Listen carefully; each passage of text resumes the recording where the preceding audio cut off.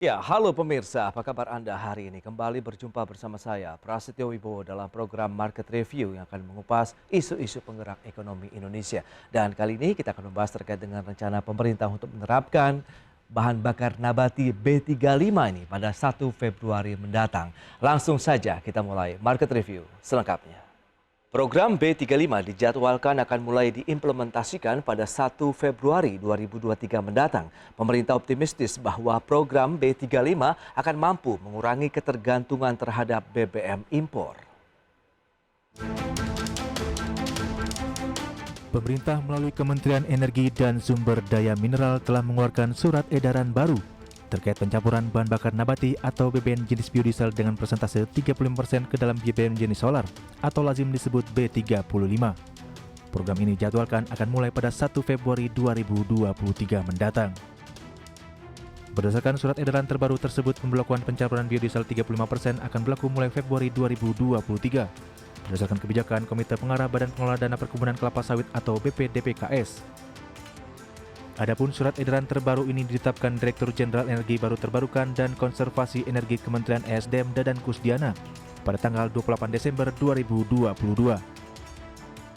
Sebelumnya, Menteri Koordinator Bidang Perekonomian Erlangga Hartarto pada awal Desember tahun lalu menyebut, Presiden Joko Widodo meminta agar pelaksanaan mandatori B35 atau campuran biodiesel 35% dengan bahan bakar minyak atau BBM jenis solar 65% bisa jalan pada tahun ini. Pelaksanaan program B35 tersebut diyakini bisa meredam dampak kenaikan harga BBM di dunia, khususnya jenis BBM solar di saat harga biodiesel lebih rendah dari biosolar. Nah, untuk selanjutnya juga terkait dengan di sektor energi, pemerintah melihat saat sekarang biofuel harga relatif di bawah daripada kenaikan harga BBM dunia, maka tentu arahan Bapak Presiden tahun depan dibuatkan mekanisme agar implementasi B35 bisa direncanakan secara baik atau biodiesel 35 direncanakan baik, karena saat sekarang dengan harga biodiesel lebih rendah daripada biosolar, maka biodiesel tidak disubsidi dengan situasi harga seperti ini. Erlangga meyakini berjalannya program B35 akan mengurangi ketergantungan Indonesia dari impor BBM. Dari Jakarta, Tim Liputan IDX Channel.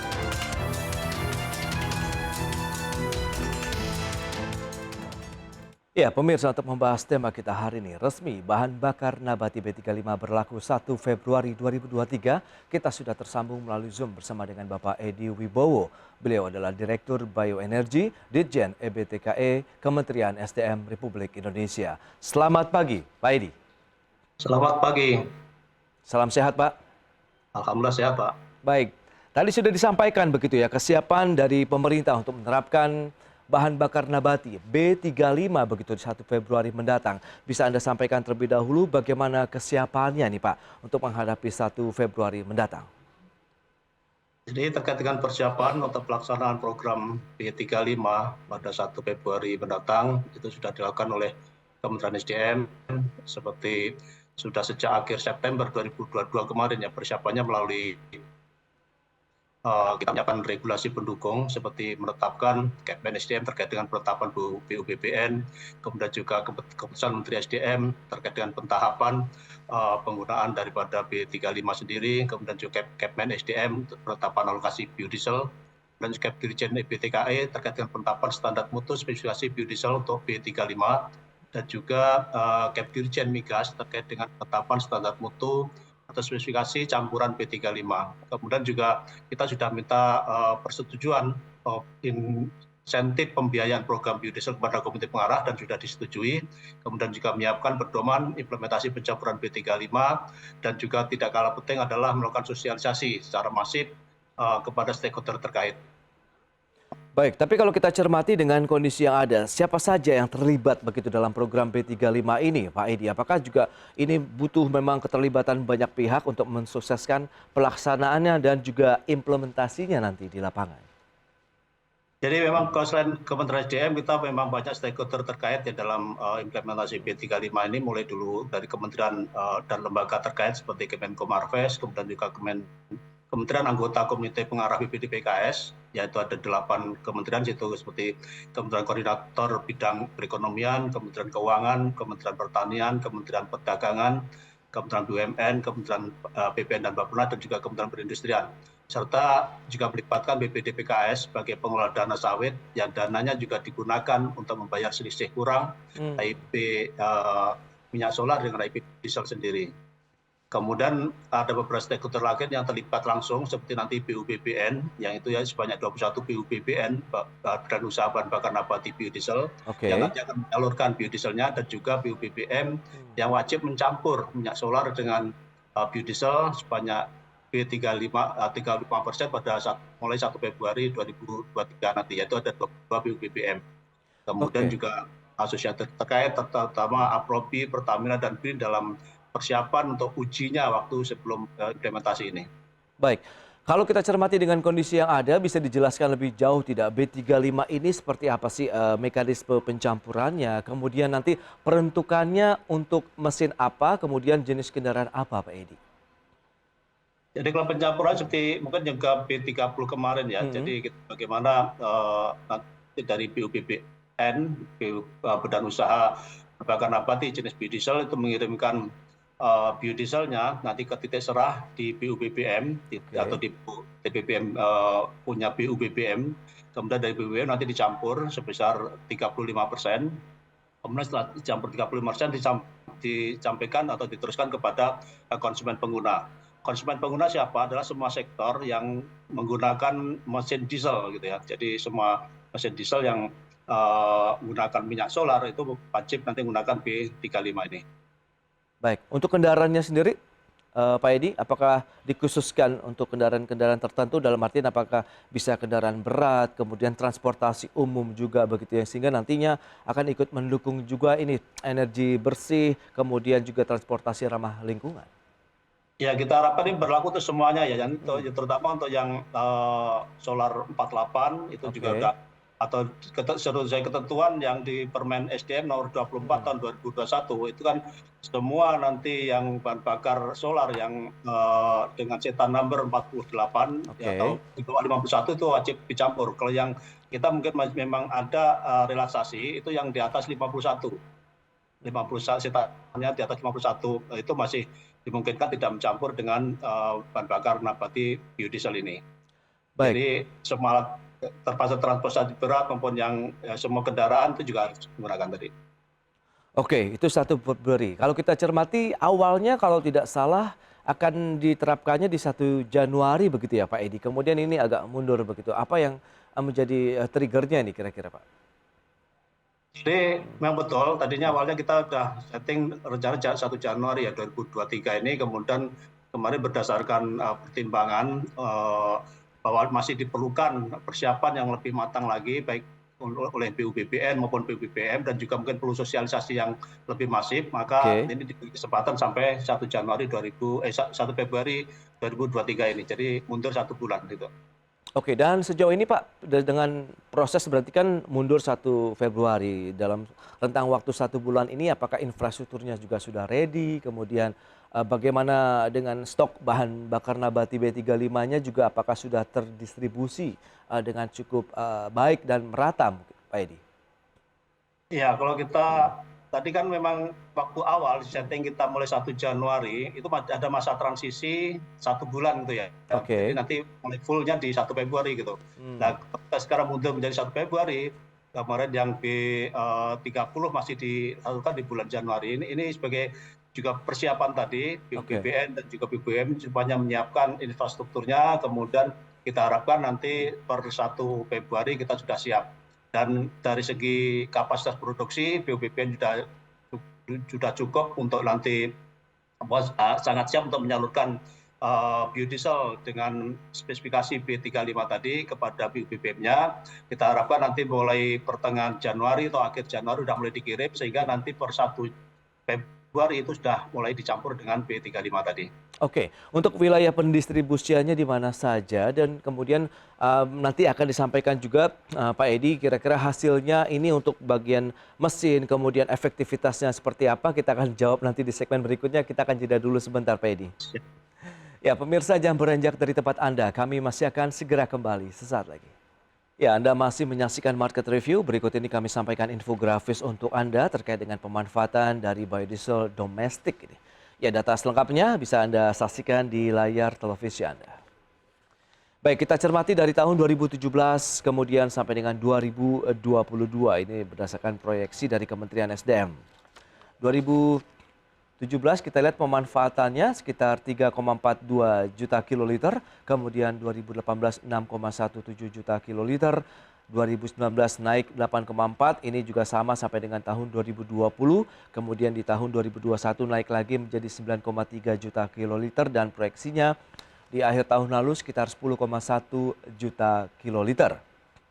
Kemudian target dari produksi biodiesel Indonesia ini tahun 2022 itu 10,1 juta kiloliter, kemudian di tahun 2023 10 juta kiloliter, dan di 2024 11,3 juta kiloliter, dan tahun 2025 diproyeksikan untuk produksi biodiesel mencapai 11,6 juta kiloliter. Lantas kita lihat dari kapasitas terpasang untuk industri biodieselnya sendiri seperti apa. Ini tahun 2021 sekitar 17,14 juta kiloliter, kemudian tahun lalu 17,96 juta kiloliter. Ini nampaknya ditargetkan sama begitu ya kapasitas terpasangnya sampai dengan tahun 2025 di 17,96 juta kiloliter. Baik, kita akan lanjutkan kembali perbincangan bersama dengan Bapak Edi Wibowo, Direktur Bioenergi, Dirjen EBTKE, Kementerian SDM Republik Indonesia. Baik, Pak Edi, kita akan lanjutkan kembali, Pak. Kalau kita cermati dengan beberapa data yang sudah disampaikan tadi, pemanfaatan biodiesel, kemudian target produksinya ini apakah memang sesuai dengan target dari pemerintah begitu untuk realisasinya, Pak Edi? Sebenarnya kalau kita lihat target di RUEN ya untuk penggunaan biofuel itu seperti tahun 2022 itu ditargetkan sekitar 10 juta KL. Kita bisa melebihi nanti target kita di tahun 2022 ini mencapai 10,5 juta KL disalurkan. Kemudian untuk kapasitas produksinya sendiri itu saat ini yang tadi sampaikan sekitar 17-an ya itu mungkin sekitar itu yang ada, itu mungkin data di kami sebenarnya ada juga sekitar nambah lagi sekitar 18 juta KL ya untuk produksinya. Jadi dari segi produksi untuk biodiesel insya Allah cukup untuk memenuhi program B35 ini. Baik, nah lantas bisa disampaikan Pak hasil pengujian pengetesan selama ini terkait dengan B35 sendiri dan seberapa jauh efektivitasnya terhadap mesin yang menggunakan bahan bakar nabati B35 ini seperti apa? Jadi kemarin terkait dengan persiapan kita untuk menuju B35, sebenarnya waktu awalnya kita desain untuk B40 gitu ya. Kemudian kita lakukan uji juga road test B40, kemudian untuk B35 karena kemarin mendesaknya waktu, yang kan ide dari penggunaan B35 ini sebenarnya sudah mulai di pertengahan tahun 2022 kemarin ya. Terus sejak itu dengan para pihak, kita lakukan tes yang singkat di laboratorium yang memenuhi syarat kira-kira siapa. Nah akhirnya kita uji, istilahnya kita filter blocking tendency. Jadi apakah ada beberapa parameter dari biodiesel itu yang menyebabkan nanti terjadinya blocking pada filternya itu. Nah dari hasil uji itu kita lakukan perbaikan terkait speknya, spek seperti parameter yang biodiesel yang mempengaruhi filter blocking tadi seperti monogliserid itu kita kurangi atau mungkin jadi kita tingkatkan mutunya menjadi 5,25 ppm, kemudian kadar air itu hanya 340, kemudian juga dari kestabilan oksidasi menjadi 660, dan dari hasil uji di laboratorium itu tidak ada kendala yang signifikan, baik diuji disimulasikan untuk kondisi mesin di atas 3.500 ton maupun di bawah 3,5 ton tadi. Jadi di atas 3,5 dan di bawah 3,5 ton tadi. Oke, dengan beberapa improvement nampaknya sudah ready begitu untuk digunakan di mesin kendaraan, khususnya yang mesin diesel tadi. Apakah ada perubahan ataupun penambahan spesifikasi di dalam mesin Pak dengan pemanfaatan B35 ini atau normal saja? Jadi perbaikannya di parameter biodieselnya ya. Jadi parameter biodiesel itu kita perbaiki parameternya itu tadi monogliserid, kemudian di kadar air dan kestabilan oksidasi. Kemudian juga nanti di speknya B35 sendiri itu juga ada perbaikan seperti SETA number-nya menjadi 49, kemudian juga kadar airnya juga turun Iya. ya, 450 jadi 425 seperti itu. Oke, tapi di mesin tidak ada perubahan apapun ya Pak ya, apabila Mesin nggak ada memanfaatkan perubahan apapun, B35? karena kan Oke. sebelumnya kita udah terbiasa dengan B30 ya, jadi udah mesin terkondisikan sehingga nanti kita naikkan, insya Allah tidak akan menjadi persoalan yang signifikan nanti. Oke, nah bicara mengenai tadi penyebaran dan distribusinya, ini akan difokuskan di daerah tertentu atau bagaimana Pak? Jadi kalau penyebarannya kita di seluruh Indonesia ya, jadi dari barat sampai timur, dari Oke. Aceh sampai Papua, yang semua mesin diesel yang mengkonsumsi minyak solar itu harus ada campuran bahan bakar nabati 35% tadi mulai 1 Februari 2023 ini. Oke, berarti dengan adanya penambahan biodiesel begitu menjadi B35, berarti kan penggunaan dari bahan bakunya sendiri pun bertambah begitu ya untuk komoditasnya sendiri begitu untuk CPO. Anda melihat bagaimana? Apakah pelaku usaha khususnya industri sawit ataupun CPO ini pun ready Pak untuk masuk kebutuhan biodiesel ini? Ya mereka udah siap ya, karena kan kapasitas produksi CPO kita tahunan itu sekitar 50 juta ton ya, 50 juta ton, dan nanti untuk pemanfaatan biodiesel ini perkiraan kami dengan 13,15 juta KL itu diperlukan CPO sekitar 11,9 ton gitu ya untuk CPO-nya. Dan saat ini kan itu sudah terintegrasi semua ya. Kadang-kadang ada beberapa perusahaan biodiesel itu sudah punya di hulunya juga terkait dengan CPO tadi. Jadi saya pikir ini masih sangat cukup, karena untuk kebutuhan dalam negeri, untuk nanti industri dan juga pangan itu juga masih terkendali, dan mungkin juga ada peningkatan daripada produktivitas produksi CPO sendiri atau dari sawitnya sendiri, sehingga bisa tercover.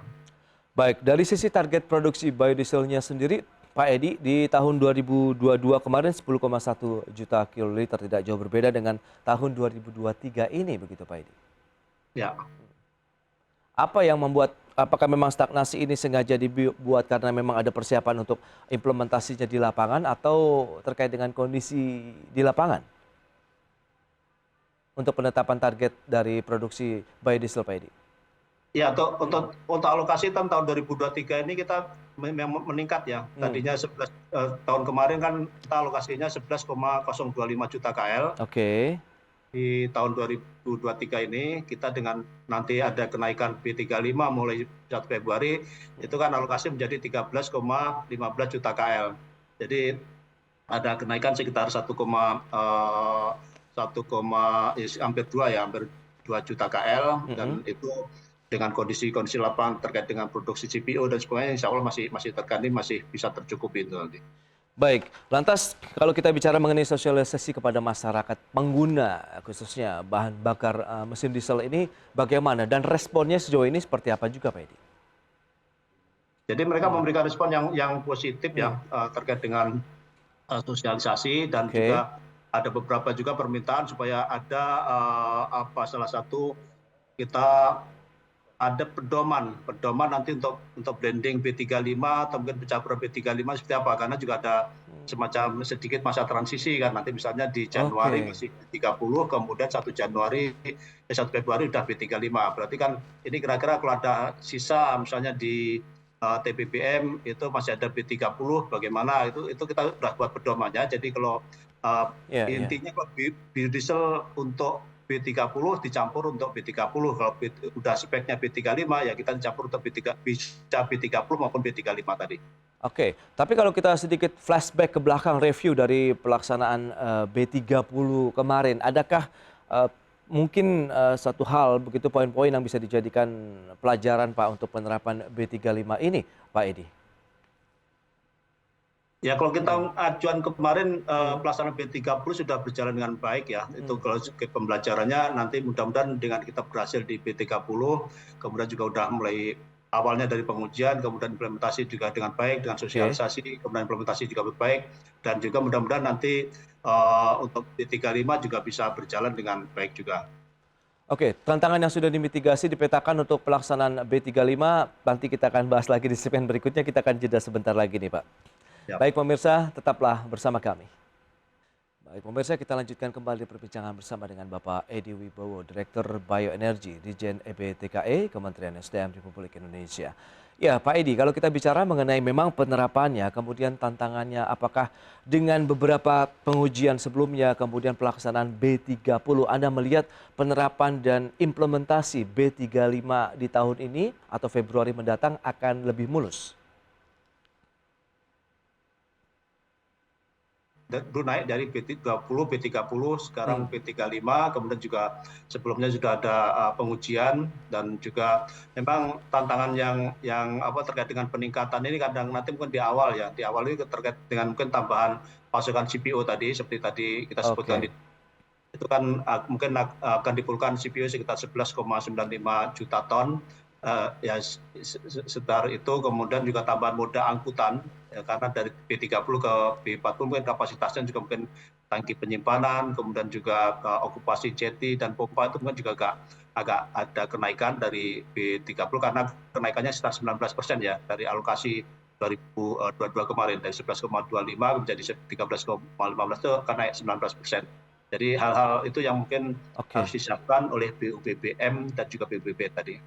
Baik, tapi kalau kita cermati dengan kondisi yang ada begitu, penambahan ini kan tadi sudah disampaikan, sosialisasi sudah diberikan, kemudian kesanggupan dari dunia usaha khususnya dari CPO sendiri sudah oke. Nah, apakah B35 ini menjadi satu titik akhir atau ada investment yang lebih tinggi lagi Pak untuk penerapan biodiesel ini Pak Edi? Ya kami harapkan kemarin sebenarnya kita sudah uji P40 ya. Kemudian apakah nanti untuk penerapan P40-nya juga nanti akan kita lihat kesiapan suplai bahan baku, kemudian juga kesiapan dari infrastrukturnya juga. Dan nanti kalau siap bisa saja apakah nanti mulai tahun 2025 atau 2026 itu bisa menuju ke B40 atau peningkatan tadi. Dan juga saat ini dari ada beberapa seperti Pertamina itu sudah memproduksi untuk HVO, itu HVO atau kita sebut diesel biohidrokarbon, itu sebenarnya bahan bakunya dari CPO tapi speknya hampir sama dengan minyak solar. Kalau itu bisa, tapi kapasitas produksi tadi masih belum besar, sehingga kalau itu bisa besar nanti juga mungkin kita akan terapkan juga untuk D5 atau D10 atau D20 gitu ya, terutama untuk yang tadi kan masih ada yang di atas CETA number di atas 51 yang belum dicampur dengan bahan bakar nabati. Kalau itu bisa diterapkan, mudah-mudahan nanti semua minyak solar itu bisa ada campuran tadi. Baik, kalau kita lihat strategi jangka menengah dan jangka panjang untuk biodiesel Indonesia sendiri seperti apa Pak Edi? Ya kita memang saat ini juga lagi menyusun terkait dengan transisi energi menuju 2060 ya, net zero emission 2060, dan memang kalau kita perhatikan sampai tahun 2060 nanti itu bahan bakar cair yang masih digunakan ada berbasis nabati ini gitu. Terutama untuk angkutan berat besar, kemudian juga untuk maritim dan juga mungkin nanti ke arah penggunaan untuk bahan bakar pesawat untuk bioaftur. Jadi itu juga menjadi concern kita nanti untuk pengembangan pemanfaatan bahan bakar nabati. Oke, berarti sebenarnya manfaat dari CPO ini juga bisa dikembangkan untuk jenis transportasi udara bahan bakarnya begitu Pak Edi? Iya, rencana gitu kan. Saat ini juga kita penelitian masih dilakukan sama ada tim ITB dan juga stakeholder terkait untuk penggunaan bioaftur tadi, dan kita pernah uji kan sebenarnya yang uji terbang dari Bandung ke Jakarta dengan 2,4% ya. Jadi masih kecil campurannya dan mudah-mudahan nanti bisa tingkat menjadi 5%, 10% dan sebagainya. Ya lantas dengan kesiapan yang sudah dilakukan begitu, Anda melihat bagaimana optimisme pelaksanaan B35 1 Februari 2023 mendatang? Ya kami sangat optimis dan mudah-mudahan ini bisa berjalan dengan baik jika pemerintah terus mendorong semua pihak untuk melakukan peningkatan fasilitas produksi, peningkatan kapasitas infrastruktur, itu bisa mendukung program B5 ini dengan dapat berjalan lancar. Jadi kami harapkan ini semua pihak mendukung sehingga apabila ini berjalan dengan baik, ini bisa memberikan manfaat yang optimal bagi masyarakat, bangsa dan negara menuju kemandirian dan juga ketahanan energi bangsa. Oke, terakhir Pak Edi, bagaimana dengan payung hukum ataukah butuh insentif lain begitu yang sehingga ini akan menjadi daya tarik bagi produsen ataupun juga masyarakat pengguna biodiesel ini? Untuk biodiesel sendiri, untuk insentif sebenarnya sudah ada payung hukumnya ya. Jadi kita ada PP 24 2015, kemudian ada Perpres 61 yang terbaru Perpres 66 tahun 2018, kemudian juga dengan adanya tadi pendanaan BPDPKS tadi, ini payung hukum untuk insentif daripada biodiesel tadi. Tapi kita juga lagi ngembangkan untuk biofuel lain kira-kira gimana gitu. Itu juga saat kita dorong bagaimana dengan tidak ada insentif tapi bisa berjalan gitu. Itu lagi kita terus kita bahas supaya nanti menghasilkan implementasi yang baik untuk biofuel itu semuanya. Itu dia, penasaran juga akhirnya saya, Pak. Apakah memang ini membutuhkan biaya yang tidak sedikit untuk pengembangan biodiesel sendiri di Indonesia, Pak? Ya, untuk biodiesel sendiri sebenarnya ada kondisi menarik ya, seperti tahun kemarin 2022 dari Juli, walaupun kita ada insentifnya, tapi dari Juli sampai Desember kita tidak ada insentif yang dibayarkan karena harga biodiesel itu lebih murah daripada harga minyak solar tadi. Dan kita harapkan kondisi ini bisa berjalan terus seperti itu sehingga nanti walaupun kita siapkan insentifnya tapi tidak dipakai, tapi bisa dipakai untuk program lain untuk pengembangan terutama pengembangan sawit tadi ke depannya. Baik, Pak Edi, sukses untuk pelaksanaan biodiesel B35 begitu khususnya di 1 Februari mendatang, dan ini juga semoga juga mendapat respon yang positif, kemudian implementasinya bisa berlanjut seperti yang diharapkan, bisa sampai dengan P40 bahkan di atas dari itu. Terima kasih banyak atas waktu dan sharing yang Anda berikan, Pak Edi. Selamat melanjutkan aktivitas Anda kembali. Salam sehat, Pak Edi. Terima kasih. Selamat siang.